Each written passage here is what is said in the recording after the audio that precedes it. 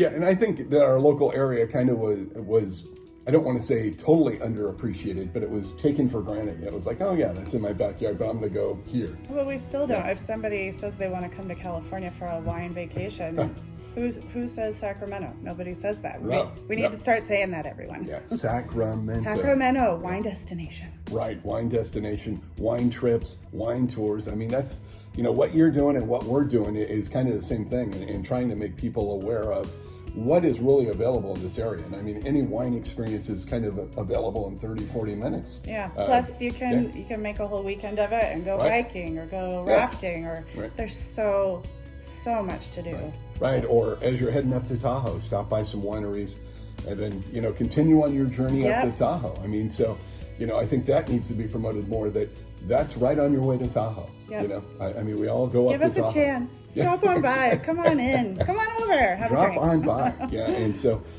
is there a wine region right now that you feel that is on a path with a lot of new wineries opening up, some new ideas that one that really pokes out at you in the region, in the area?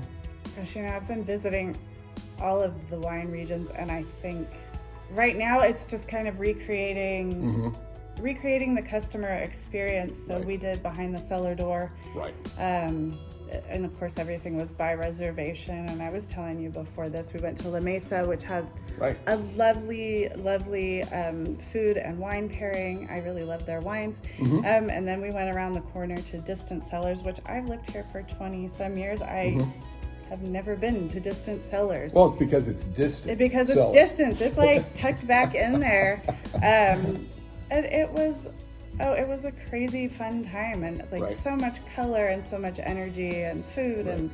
And so, there are new wineries opening up, but I can't say that one has more than the other. I'm just I think, stunned that so many the thing are is, opening. I think that it's always fun when you see a new winery opening, right? Because that kind of like opens the game for everybody, and everybody goes, okay, it's like we've got a new winery here and they're doing their thing, and it kind of refreshes ideas and refreshes thoughts about wine, and kind of it's kind of like when you're the new kid on the block, right? The rest of the neighborhood kids are kind of excited because they got a new friend. Yeah. And it's another reason, we haven't been to Amador in 2 weeks, but there's a new winery. Let's go.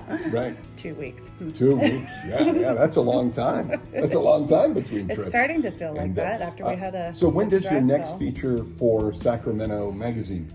Next week? I assume that I submitted another article about a brand new virtual winery. Oh, wow. That popped up in El Dorado County called Teneral Cellars.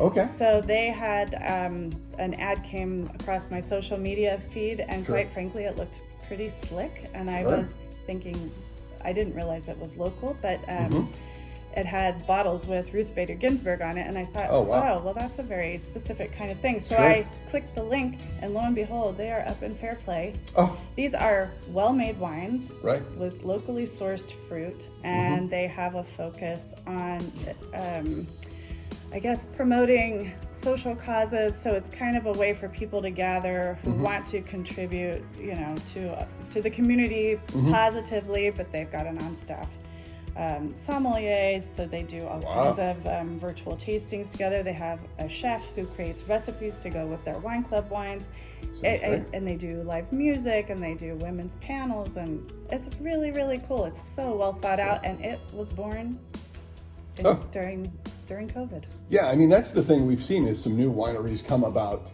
during the pandemic, which they came up with their own twist, and some of that was a social distance, a lot of Zoom and stuff like that. So a lot of Zoom and a lot of wine. Yes. And so, and now that as things open up, obviously we're able to visit those places and kind of really find out their story. Yeah. What I know, in Camino, you got a new winery up there. What is it, Field 15 or something like that? Oh my gosh. I don't even know that one. Oh, you don't? I guess I'm going to have to go on a field trip. I guess so. Oh, wow. Yeah, maybe we'll take a field trip together. Who knows? Nice. Yeah, I think it's Field 15, if I remember correctly, or maybe it's 15 Field. I may have the name wrong, but it's a new one up there that just started. Nice. Yeah, just started. Yeah. So it seems like, a place to check out. And some people will be checking out this weekend with the Passport up there. Nice. So, Yes, yeah, yes. so it's part of that as well. It's on my list now. Yeah, see? We keep sharing information. We're going to know about all the wineries before we're done in the area. And then another one will open. Right, and then we race to find out about that one. Well, Carrie, it's always a pleasure having you on the show. Thank you. Is there any place that we can look for you other than the places we know? Nope. I mean, just keep checking out Sag Mag online and River City Wine on Facebook and Instagram, and of course on our website. Sounds great. Great. Rex on the Road. Look for us at all over the road, I guess you could say. All over the road in the studio. On your, yeah.